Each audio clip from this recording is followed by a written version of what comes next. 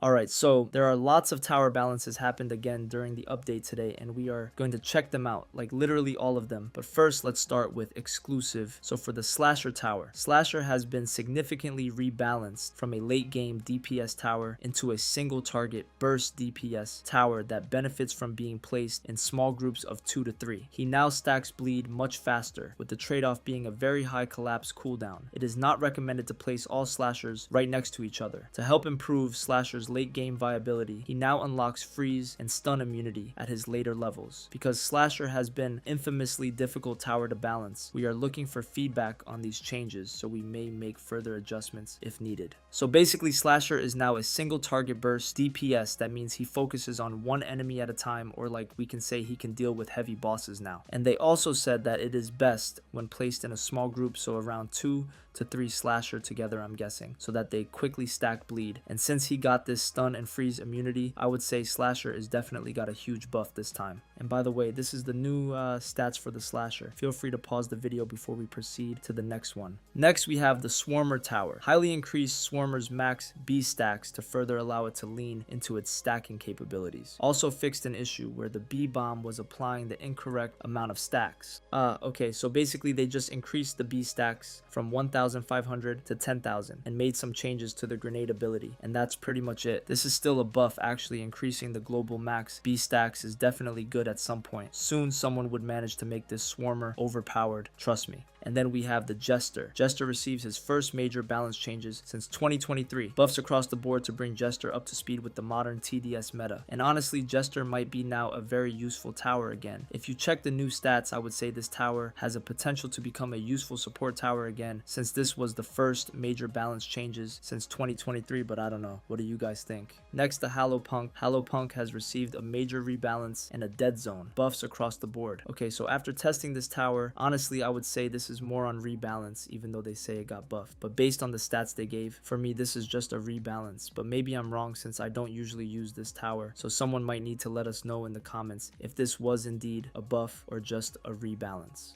And then lastly, we have the Harvester. Harvester has received buffs across the board to improve its late game viability. The new Thorns ability stats actually is a buff, although you can see the damage got nerfed, but other than that, it's actually a buff. Yes, the damage is less, but just take a look at the lifetime. They got increased so much that it become more very useful for crucial waves. And don't forget, the price upgrades got cheaper too, so this is actually a fair balance. But at the same time, I would say it's still a buff for Harvester. So yeah, these are the changes for the exclusive towers, and I would say I think all of them are still good, and some got a massive buff. So yeah, what do you guys think about these exclusive towers? Let me know in the comments, and for the next video we are going to check out the hardcore and the golden towers. That's all for now, and please subscribe.